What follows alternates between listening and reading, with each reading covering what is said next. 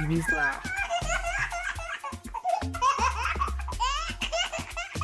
Whatever the type of laughter.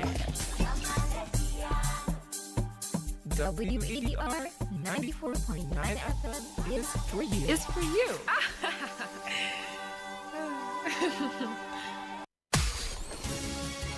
Monday to Sunday. It's hard to explain, okay? But All day. All year round. it's so mysterious. This is who we are. This is who we are. WADR. You can listen to us on 94.9 FM in Dakar through our website www.wadr.org.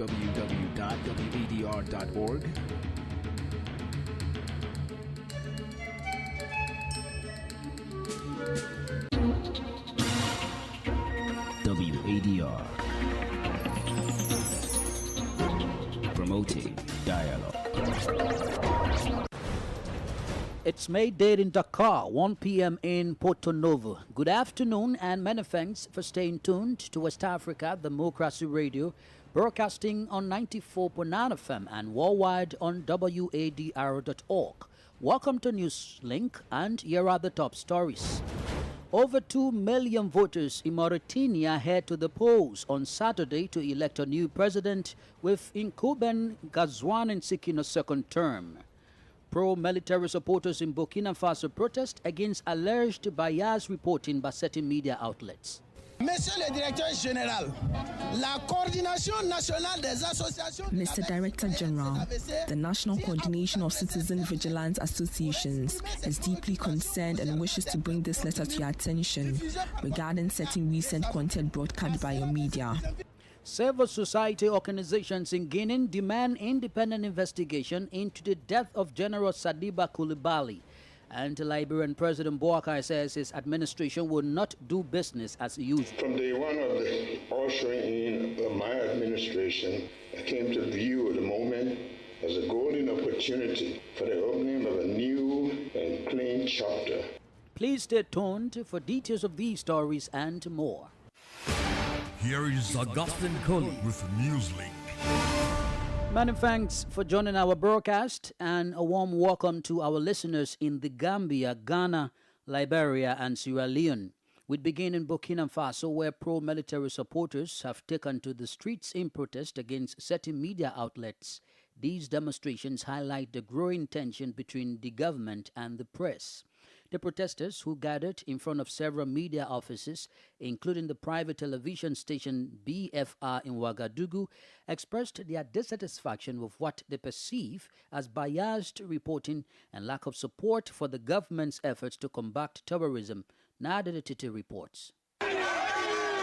Sounds of protesters in front of private television station BF1 in Ouagadougou on June 25. Hundreds of supporters of the current transition wanted to deliver a message to the media leaders demanding that certain topics and guests be avoided during broadcasts. Lassani Sawadogo is spokesperson for the Coordination for Citizens Vigilance. Monsieur le Directeur Général, la Coordination Nationale des Associations... Mr. Director General, the National Coordination of Citizen Vigilance Associations is deeply concerned and wishes to bring this letter to your attention regarding certain recent content broadcast by your media. We urge you to stop airing programs that oppose the transition, our MDS and VDP, or host journalists who are hostile to Ibrahim Traore, and instead favor those who support imperialist influences. After reading the petition, a copy was handed to the general manager of the media outlet. The leaders of the private television station declined requests for an interview over fears of reprisals. Before this protest, BF1 television and one of its commentators, Khalifara Seri, were questioned by the Higher Council of Communication. Since then, the commentator has gone missing. These events have created suspicion among media professionals. Reporter Isuf Wadrago shares his thoughts. Personally, I now avoid certain neighborhoods because I've been warned that I may not be welcome there. Avoiding these areas may allow me to continue living. Several media outlets are currently suspended in Burkina Faso, including RFI, France 24, TV5, and Jeune Afrique. Nationally, the investigative newspaper L'Evénement has also been suspended for a month Its editor, Atiana Ulon, was arrested on June 24 and taken to an unknown location. According to journalism lecturer Musa Sawadogo, beyond affecting individual professionals, journalism itself is threatened in the current context.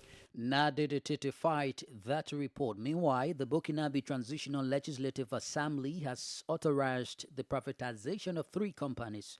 They are the Bureau of Mines and Geology of Burkina Faso, the Burkina Faso National Hydrocarbons Company, and the Motor Vehicle Control Center. Now, away from Burkina Faso, in Guinea, civil society organizations and the Guinean Bar Association are demanding an independent investigation and a re-examination to determine the true cause of death of General Sadiba Coulibaly, the former chief of staff of the Guinean army who passed away on Saturday. These organizations believe there are unclear aspects in the autopsy conducted by the military tribunal, which had previously sentenced him to 5 years in prison for desertion, illegal possession of weapons, and endangering state security. In a statement released on Thursday, the head of the Association and NGOs of Guinea deployed the tragic death in detention of the junta's number 2. The coordinator of this civil society platform, Alpha Bayo, expressed doubts about the results of the autopsy performed on General Coulibaly's body and demanded a re-examination in the presence of the deceased's lawyers. Meanwhile, the Republic of Guinea and Mali have signed an interconnection agreement to expand optical fiber connections between the 2 countries. This agreement is between the National Backbone Management Company of Guinea and the Malayan Transitional and Diffusion Company. It follows the second edition of Mali's digital activity, which took place in Conakry from Tuesday to Thursday. Rose Samarakates has the details. The Guinean Minister of Ports, Telecommunications and Digital Economy, Rose Paula Prisno, announced by the organizing committee, was ultimately unable to make the trip to Bamako. However, Guinea was represented by a team including Mohamed Kourouma, the Director General of the National Backbone Management and Operation Company. He secured a partnership with his Malian counterpart following the event. Therefore, the signing of the interconnection agreement was established between its service and the Malian Transmission and Broadcasting Company. The desired objective is to strengthen the internet connection between Conakry and Bamako with the union of optical fibers for a common network, a priority for the Minister of Ports, Telecommunications and Digital Economy. Mr. Kourouma confided that Guinea is connected to a single submarine cable, sometimes exposing it to harmful interruptions. With this interconnection, the country remains constant in this area. It affirms its presence in the global internet network, before adding that the interconnection between the 2 countries will positively impact users' cost as well as in terms of availability of services. Rose Samarakates reporting there. Let's head now to Nigeria's capital, Abuja, where several governance and security stakeholders converged for a public debate on security crisis and human rights issues affecting the Sahel region. The gathering is an initiative of the West Africa Democracy Radio with funding from the Open Society Africa office to implement a project titled Quality and Relevant Information Dissemination for Conflict Resolution in Africa, with special focus on security and rights issues in the Sahel. Francis Boniface reports. For several years, West Africa Democracy Radio has been an advocate of and puts itself in the position of providing quality information to promote security sector governance and counter radicalism in West Africa. The public debate is in continuation of the first project implemented for a year from September 2021. The main goal of this project is the provision of quality and relevant information that will contribute to increased engagement and solidarity of Africans in cases of crisis, thereby building resilient peace architecture for conflict resolution in the Sahel region of West Africa. Madam Agnes John Tomasi, station manager of the West Africa Democracy Radio Dakar, provided an overview of this project at the opening of the security debate in Abuja. In the process of producing and disseminating quality and relevant information that will touch lives and bring about informed decisions, our journalists have had the opportunity to bring to the fore your voices and ideas on air and online. Thus, we are here today as an opportunity for a more in-depth discussion on the issue of the security situation in our region under our Security and Rights Project with funding support from the Open Society Foundation's Africa office, and we thank them for that. No doubt the security situation in Nigeria has claimed thousands of lives, with the activities of insurgents displacing millions of people, mostly in the northeast and northwest regions of the country.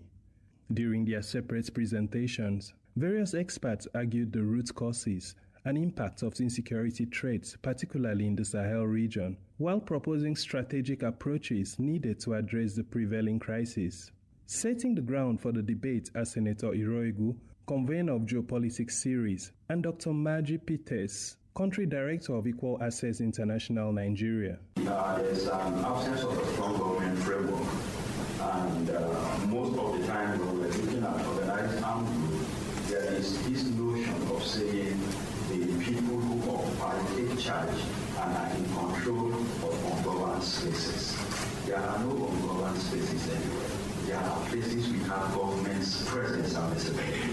And there are 8 pillars to measure this positive peace index, like well-functioning government, equitable distribution of resources, free flow of information, good relation with neighbors, high level of human capital, acceptance of rights of others, low level of corruption, and sound business environment. For his part, Dr. Wole Ojewale, the ENACT Regional Organized Crime Observatory Coordinator for Central Africa at the Institute for Security Studies in Dakar, who spoke on term limits and extending transitions in the name of stability, emphasized the importance of efforts which will see a return to civilian rule in Mali, Niger, Burkina Faso, and Guinea.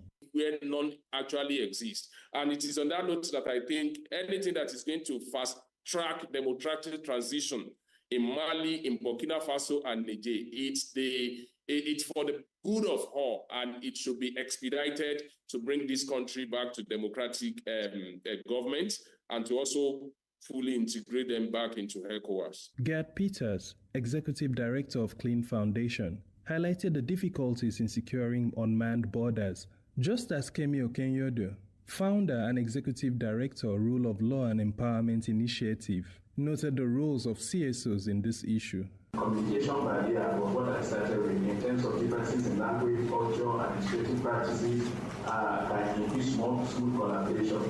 And you cannot be talking about communication in an era where there are clear threats to our corporate system without talking about intelligence. Now, how much of intelligence do we have, and how much of it is being shared among all of these nations? And the question is, where is civil society in all of this? Not what is the role of civil society, but where are we? And for those of us that work within the space, that are active actors within the space, we know that the issues that permeate everything we're talking about has also crept into civil society space. The security situation in the Sahel region of West Africa continues to worsen on a daily basis. This is now a cause for concern as the increase in the number of coups, extension of military transitions, lack of respect for presidential term limits, kidnappings, and others makes it relevant for special interventions on security and rights issues. Francis Boniface reporting there. More stories coming up on West Africa Democracy Radio. Newslink continues. Ahead of Saturday's presidential election in Mauritania, opposition actors are still raising concerns about the measures being taken to ensure the reliability of the polls. Despite their concerns, the Election Commission stepped up a number of works this week on how to ensure the transparency of the elections. Oge Oberika reports. According to the Election Commission, each candidate can appoint a representative to attend and observe the electoral process in every polling station. This year, all the results of the polling stations will be made public on the MySeni website. Meanwhile, the opposition calls for biometric verification of the names of the voters during the vote, a request that Seni considered too late and too costly. The Seni, for its part, promised that each representative would obtain a copy of the preferential voting, and this was said when the legal advisor to one of the candidates, Gumo Abdullah, raised concern that the directors of the polling stations will refuse to hand over a copy of the minutes to each of the representatives of the candidate as it has happened in the past. According to opposition members, insufficient number of polling stations, and especially for the vote of the Mauritanian diaspora, is also a concern. The Mauritanian government has set up a national election observatory with 600 observers deployed throughout the country, but the opposition questions their impartiality. The African Union will send 30 short-term observers, while the International Organization of La Francophonie sends 6. Finally, there are no observers on the side of the European Union, who will deploy 3 electoral experts to Seni. Mauritanians are going to the presidential polls tomorrow, Saturday, June 29, with incumbent Mohamed Ould Ghazouani facing 6 challengers. Oge Oberika fight that report. Let's cross over to Liberia, where President Joseph Boakai assured the United States that his government will not do business as usual, where state resources would end up in individuals' pockets. The head of state spoke on the occasion which marked the 248th anniversary of the founding of the United States. WADR's Monrovia correspondent Darlington Pogba has a report. Speaking during a dinner organized by the United States Embassy near Monrovia on Thursday, President Boakai described it as a blessing for the long-standing relations between Liberia and the United States. He appreciated the United States for always standing by Liberia during difficult periods. From day one of the ushering in of my administration, I came to view the moment as a golden opportunity for the opening of a new and clean chapter in our relationship. My expectation is that this relationship should be a period of honesty, respect, transparency, equity, probity for all of us. This will be a time that the fruits of our partnership go to directly and positively impact the conditions of our people and elevate the image of our country. Meanwhile, the Charge Affairs at the United States Embassy, Catherine Rodiger, said relations between the United States and Liberia have come a long way, stressing that the U.S. is keen on ensuring that the culture of impunity is addressed in Liberia. Our history with Liberia is indelibly linked. Liberia shares a deep cultural and historical tie with the United States. Like any country, it also has its own struggles, including coming to grips with its own civil wars through the establishment of the War Crimes Court to address the wrongs of the past. Liberia has just undergone a free and fair election and a peaceful transfer of power. This is a testament to Liberia's commitment to democracy by its people, political parties, and the hard work of the National Elections Commission. The United States and Liberia established diplomatic relations in 1864, and since then, the two countries have been engaged in a win-win partnership. For Newslink on West Africa Democracy Radio, I'm Darlington Pogba in Monrovia. You are listening to Newslink here on West Africa Democracy Radio, broadcasting from Dakar, Senegal. Here is a reminder of the top stories. Over 2 million voters in Mauritania head to the polls on Saturday to elect a new president, with incumbent Ghazouani seeking a second term. Pro-military supporters in Burkina Faso protest against alleged bias reporting by certain media outlets. Civil society organizations in Guinea demand independent investigation into the death of General Sadiba Coulibaly. Still ahead in the news, agents of the Ivorian Radio Diffusion Television announced a 72-hour strike over disagreements with the company managers. We do have the guest interview and sports news. Please stay with us. Fresh and breaking news all the time. Hear it first as the news breaks, only on West Africa Democracy Radio. Newslink continues. Remember, we are streaming live on YouTube at WADR and on Facebook, WADR English Service. Let's now head to Cote d'Ivoire, where agents of the Ivorian Radio Diffusion Television have announced a 72-hour strike. Dissatisfied with a number of things, including unfair labor practices, the strike is on the cover of the National Union of Agents of Public and Para-Public Information Sectors. According to the notice submitted, the strike will take place from Monday, July 8 to Wednesday, July 10, 2024. This first movement is announced as a warning, as Sinifor is ready to renew the strike if nothing is done to satisfy its demands. At the moment, the Ivorian government remains on the sideline of this planned strike. Recall, during his traditional press conference of the Council of Ministers, the government spokesperson was questioned on the subject. In response to journalists, Amadou Koulibaly indicated that the state will not interfere in the management of ROTR, which is a company with managers. Now to Ghana, a new report reveals that despite 10 years of economic growth, the country faces significant job challenges.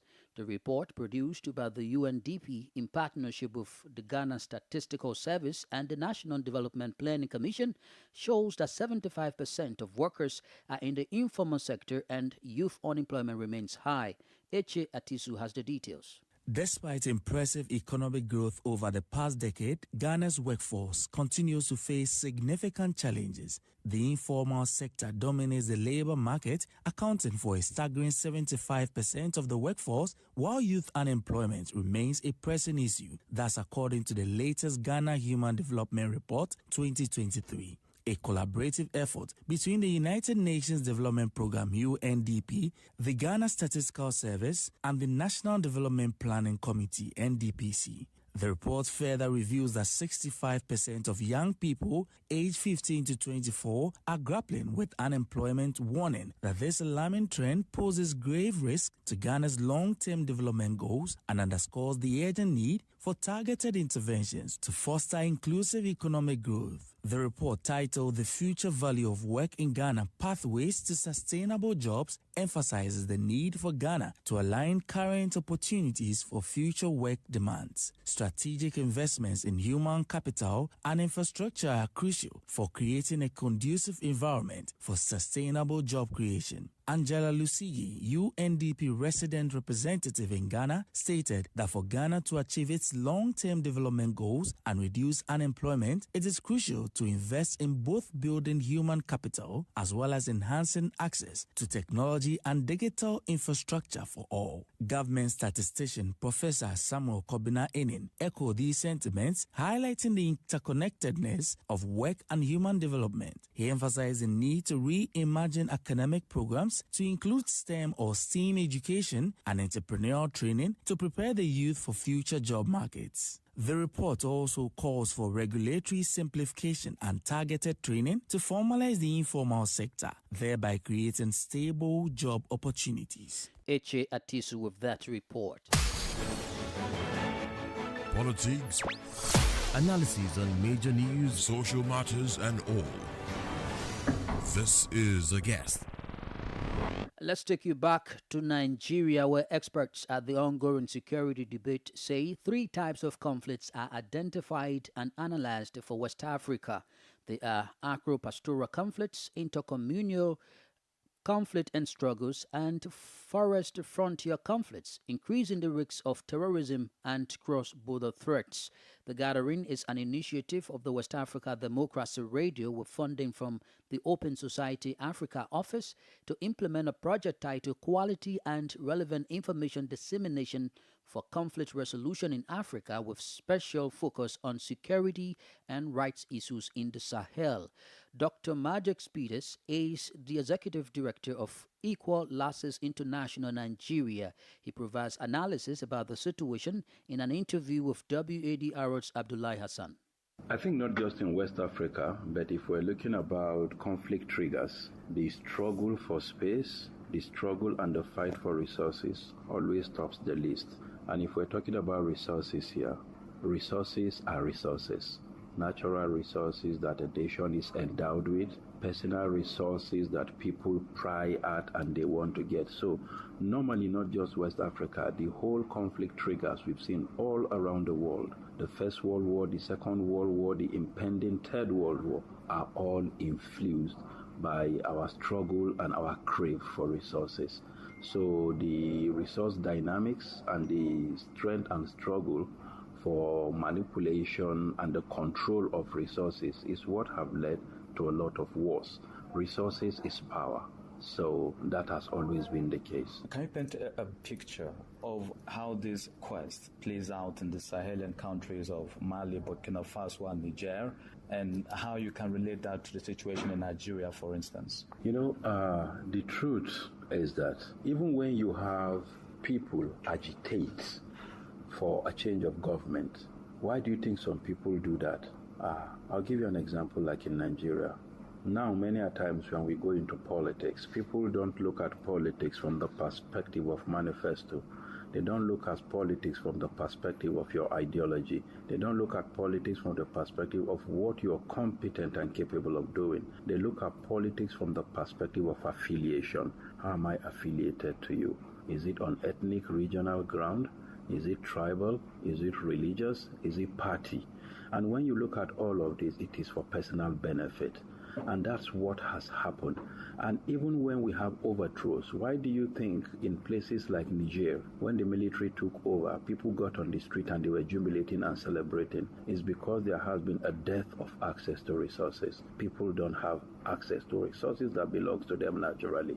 And when the military came up, they started addressing the issue of distribution of resources because they are talking about meeting the needs of the people, feeding and all of that. So that is what has happened. And that's why when Nigeria goes to election and people come up, everybody who is talking is looking at it from the perspective of what will I benefit from the system, either if we maintain status quo or if we have a change of system. So I think that has been what has influenced everything that has happened all over the world. Doctor, you beautifully painted a picture of how poor governance makes room for corruption and how that allows individuals in positions to amass wealth or take from public coffers. But let's talk about terrorist groups or jihadists, for instance. How is their quest for resources a major contributor or trigger to crisis, like you rightly said? One of the narratives that was perpetuated by Boko Haram is that most of the time that people are unemployed, you don't get job, you don't have access to resources, is because of those that have Western education and they use their pen for corruption, to loot and to manipulate the system. Dr. Magic Peters is the Executive Director of Equal Access International Nigeria. Here is Sankule Janko with Sports News.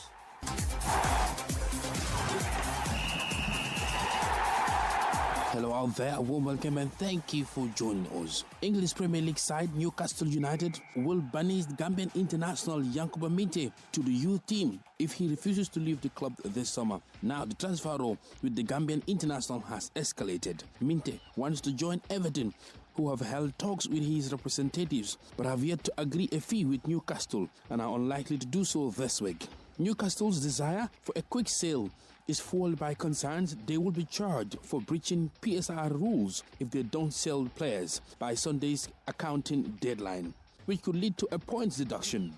Other possible player sales have failed to materialize this month, leading to Newcastle accepting an offer that could reach £40 million from Lyon for Minte, which will resolve all their PSR issues. However, the Sun Sport revealed yesterday that Minte is refusing to join Lyon, despite Newcastle accepting a bid from the French club because of his desire to stay in the English Premier League. Minte is digging, however, despite being told that he does not currently feature in Eddie Howe's plans for next season. Minte, who is currently in the Gambia visiting his family, has no plans to return to Europe, which, given the need for medical, will make it difficult for a transfer to be concluded this week. Minte has never played for Newcastle as he was sent on loan to Feyenoord immediately after his £6.5 million signing from Danish club Odense last summer. While the Gambian does not feature in Eddie Howe's plans for next season, Newcastle sources indicated that the manager would look at him training if he remains at the club next season. The Gambian international Minte made 37 appearances for Feyenoord this season while on loan from the Magpies. He also scored 11 goals and provided 6 assists after a successful spell with the Dutch side. And that's it for sports. It's back to you. We have come to the end of this edition of Newslink from West Africa Democracy Radio, broadcasting from Dakar, Senegal. Thank you for listening, and many thanks to Mustafa Sek and David Vincent for the technical support. Do interact with us via our social media platforms, X, formerly Twitter, Instagram at WADR News, and on Facebook, WADR English Service. I am Augustine Cully. Good afternoon. And many thanks to you for listening to Newslink via Hot 104.3 FM, New Me FM 94.0, Hilltop Radio 104.7.